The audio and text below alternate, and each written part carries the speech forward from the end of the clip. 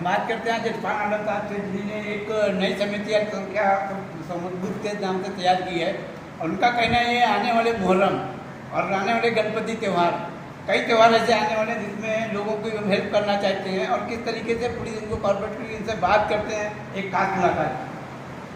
मैं अल्पसंख्यक समुदायिक आरक्षण समिति का निर्माण कर दिया गया है, जिसका चेयरमैन जनाब अख्तर कुतन खान साहब को अनवर साहब, अनवर दाऊद खान साहब, शेख इकबाल साहब, शकील चाव साहब, काफ़ी संख्या में लोग थे।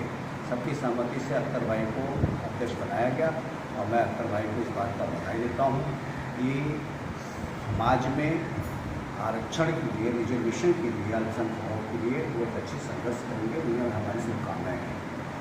रही बात आज जो हालात हैं, इस हालात में हमारे कई त्यौहार चले गए। अब मुहर्रम और गणपति आया हुआ है, तो इसमें कोरोना महामारी लॉकडाउन के मुताबिक पुलिस इन 10 दिन के कार्यक्रम का किस प्रकार से गाइडलाइंस करती है। और मेरी यहाँ के सीनियर से अपील है कि उस गाइडलाइंस के मुताबिक जो करना है उसकी जानकारी हमारी समिति के जो लोग हैं, सैयद अनवर साहब हैं, हमारे शेख इकबाल साहब हैं, इन्हें दी जाए और उनको किस प्रकार से सहयोग की आवश्यकता है।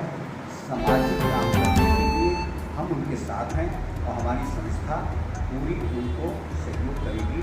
हर प्रकार से हम उनके साथ हैं। अभी आपके समुदाय के हिसाब से आप स्कूल एजुकेशन में जो फीस की डिमांड कर रहे हैं, कितना बच्चों को टॉर्चर किया जा रहा है, उसके लिए क्या करने वाले आप?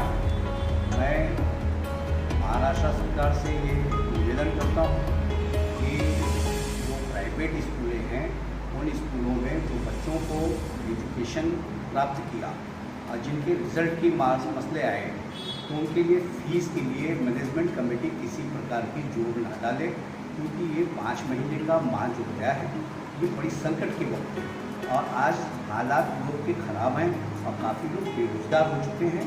उन स्कूल के प्रिंसिपल और मैनेजमेंट से हमारी ये निवेदन है और सरकार से निवेदन है कि बालक और पालक के ऊपर किसी प्रकार का कोई प्रेशर ना डाला जाए और उन्हें रिजल्ट दिया जाए, उनको आगे शिक्षा के लिए कोऑपरेट सरकार करनी चाहिए। ये जो ऑनलाइन पढ़ाई चालू है, इसमें क्या लगता है, ये पूरे साल में ऑनलाइन पढ़ाई बच्चे किस तरीके से अपना क्लास की पढ़ाई करेंगे? ये तो क्या है, आज देश में जो हालात है, इसलिए मजबूरन सरकार ऑनलाइन पढ़ाई का ये सुविधा किया गया है कि बच्चे अपनी कुछ तो शिक्षा में कामयाबी हासिल कर सकें। लेकिन स्कूलों को चालू कर देना चाहिए, क्योंकि बच्चों को जो चीज़ स्कूल से जितना अच्छा शिक्षा मिलेगा उतनी बेहतर ऑनलाइन में नहीं मिलेगी। क्योंकि कुछ चीज़ें ऐसी होती हैं कहीं कि उनको कुछ चीज़ डेवलप करना, एक संघर्ष करना पड़ जाता है, इसलिए वहाँ पे शिक्षकों की आवश्यकता पड़ती है। स्कूल को चालू करना चाहिए और सरकार उनको, बालक को और स्कूलों को अच्छी बातें करनी चाहिए। आपको क्या लगता है, आपके अल्पसंख्यक समुदाय किन किन मुद्दों के ऊपर ज़्यादा जोर देगी, किन किन मुद्दों के ऊपर बात करेगी लोगों की सरकार से? महाराष्ट्र सरकार से हमारी विनती है, सबसे पहली बात तो हमारी जो अल्पसंख्यक समुदायिक आरक्षण समिति है, ये एक माइनॉरिटी रिजर्वेशन संगठन बनाई गई है, जिसमें आज बिजली की मसला है, जो लाइट बिल के हैं। सबसे पहले तो सलम में जितने भी लोग रहते हैं उनका टोटल बिजली की, लाइट की जो बिलें हैं वो माफ़ कर देनी चाहिए। दूसरी, जो एजुकेशन के ऊपर हमारी संस्था काम करेगी, हमारे भारत रत्न जो मौलाना अब्दुल कलाम आज़ाद साहब के नाम का जो संस्था है, उस मुताबिक जो एजुकेशन के लिए जो चीज़ें देनी चाहिए उनको उस प्रकार से सरकार पूरी हमारे अल्पसंख्यक लोगों को पहुंचानी चाहिए और वो मिलनी चाहिए। आज गए दिनों में आपने देखा होगा कि आज मसला ऐसा आ गया है कि गरीबी की वजह से, बेरोजगारी की वजह से बच्चे स्कूल भेज नहीं पा रहे हैं, बच्चे को बालक स्कूल भेज नहीं पा रहे पालक लोग। आज ये मजबूरी है और इस मजबूरी को ख़त्म करने के लिए हमारी सरकार से निवेदन है कि मौलाना अब्दुल कलाम आज़ाद मार्फत जो एजुकेशन के लिए जो फंड आता है वो बराबर बच्चों को वितरण की जाए। आपको क्या लगता है, मौलाना अब्दुल कलाम आज़ाद के फंड से आज तक शिवाजी नगर गोंडी के अंदर एक कॉलेज नहीं बन पाया? लोगों ने प्राइवेट जो कॉलेज किया वो लूट मार करें, तो आप इसके ऊपर क्या बात करेंगे? हमारे मित्र शेख इकबाल साहब ने, हमारे सहयोगी सैयद अनवर साहब ने इस बात पे जोर डाला था और इस बात की मैं मांग करता हूँ महाराष्ट्र सरकार से, 1 नंबर स्कूल जो शिवाजी नगर सिग्नल के पास है उसे कॉलेज के रूप में बदल देना चाहिए और इस स्कूल का नाम और बीएमसी स्कूल नंबर 3 का नाम एपी कलाम आज़ाद का नाम दे देना चाहिए, जो हमारे पूर्व राष्ट्रपति थे। आपने इसके बारे में कोई पत्र व्यवहार किया क्या? हमने माननीय मुख्यमंत्री जी को इसका पत्र भेजा था। जब बीजेपी की सरकार थी उस वक्त भी हमने माननीय मुख्यमंत्री जी को पत्र दिया था, लेकिन किसी प्रकार से उन लोगों ने कोई हमें इसका उत्तर दिया नहीं और न किसी कार्य का उन्होंने अंजाम दिया। 3 नंबर स्कूल को मौलाना एपी कलाम आज़ाद की नाम दी जाए, इस प्रकार से हमारे मित्र इकबाल शेख साहब के जरिए, अनवर दाऊद खान साहब के जरिए हमने ये पत्र दिया था और आज तक गवर्नमेंट ने इस बात का ध्यान नहीं दिया है। अब मेरी ये इस संस्था की तरफ से पूरे जोर के साथ मैं ये कहता हूँ कि हमारे माननीय महाराष्ट्र के मुख्यमंत्री उदय जी बहुत बेहतर कार्य करते हैं और उनसे ये हमारी मांग है कि 3 नंबर स्कूल और 1 नंबर स्कूल को एपी कलाम आज़ाद साहब का नाम दे देना चाहिए, क्योंकि वो भारत के राष्ट्रपति थे और एक अच्छी उन्होंने अच्छा काम उन्होंने देश के अंदर किया है। पारित जो छोटे मिडिल क्लास के लोग पूंजीपति नहीं है, उनके लिए आप डिमांड कर रहे हैं? हम लोग अल्पसंख्यक आरक्षण समिति के माध्यम से जो एजुकेशन फंड होते हैं, जो बहुत से फंड्स होते हैं जिनकी फंड का डिस्ट्रीब्यूशन हमारे जो लोग अल्पसंख्यक लोगों तक नहीं पहुंचता है, उनके लिए हम इस संस्था और आरक्षण समिति के माध्यम से आवाज़ उठाते हैं। महाराष्ट्र सरकार से हमारी ये निवेदन है कि अल्पसंख्यक की जितनी भी स्कीम हमारी सरकार के इसमें है, उस स्कीम का फ़ायदा जो है तो अल्पसंख्यक को दिया जाए।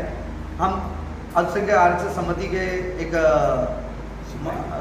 सिपाही के तौर पे ये आवाज़ उठाएंगे कि स्कीमें सरकारें बहुत आती है, सेंट्रल रीजन से आती है, स्टेट रीजन से स्कीमें होती है, लेकिन उन स्कीमों का फ़ायदा लोगों को नहीं पहुंचता है।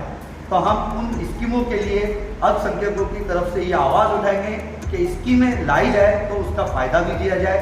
मेरी ये महाराष्ट्र सरकार से निवेदन है कि आप अल्पसंख्यक के बारे में, जैसा कि अभी हमारे सहयोगी मित्र इरफान आलम साहब ने कहा कि एजुकेशन के बारे में फीस जिन लॉकडाउन की समस्या की वजह से, महामारी की वजह से कितने पालक हैं जो फीस नहीं भर पा रहे हैं, लेकिन उनके बच्चों के बारे में स्कूल मैनेजमेंट जो तो हैरेसमेंट कर रही है कि आप फीस भरिए नहीं तो आपको रिजल्ट नहीं दिखाया जाएगा, जो कि सारी दुनिया के लोगों को मालूम है कि इस महामारी में हमारी पोजीशन क्या है, हम कहाँ तक स्टेबल है।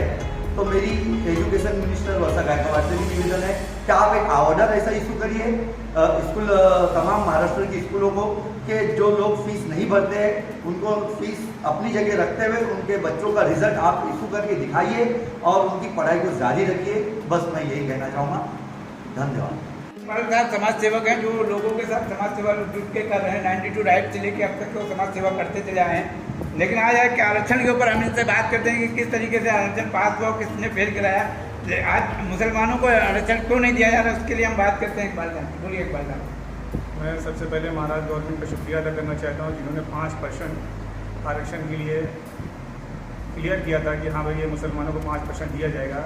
4 महीना हो गया, वो 5% अभी तक के मुसलमानों को मिला नहीं। मैं गवर्नमेंट से ये अपील करूँगा कि आपने जो 5% इशू किया है तो उसको कब आप मुसलमानों तक पहुँचाएंगे, या सिर्फ उसके लिए एक आश्वासन है कि भाई हमने 5% आपको दे दिया है, वो मिलेगा कब ये मुझे पता नहीं। सिर्फ लिखत के लिए 5% है कि हमें उससे फ़ायदा मिलेगा, उसके लिए है।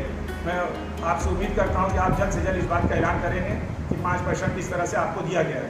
और अल्पसंख्यक के लिए जो भी फैसिलिटी दी गई है सेंट्रल गवर्नमेंट से या फिर स्टेट गवर्नमेंट से, ये अपना पूरा बायोडाटा क्यों नहीं टीवी में या फेसबुक में या ये सब जो लोकल मीडिया चल रहा है उसमें क्यों नहीं इसको आम करते हैं। सिर्फ कहा जाता है हमें कि भाई मुसलमानों को या अल्पसंख्यकों को बहुत सारी फैसिलिटी दी गई है, सिर्फ बोलने के लिए। हमें खुद को पता नहीं कि मेरे लिए क्या फैसिलिटी है, बस बोला गया है, लेकिन किस तरह से बोला गया है उसको डिटेल्स किया जाए, लागू किया जाए। आगे अगर आपको 5% आरक्षण की डिमांड नहीं पूरी तो आप लोग कुछ आंदोलन करने वाले हैं? नहीं कुछ आंदोलन नहीं, ये तो हमारे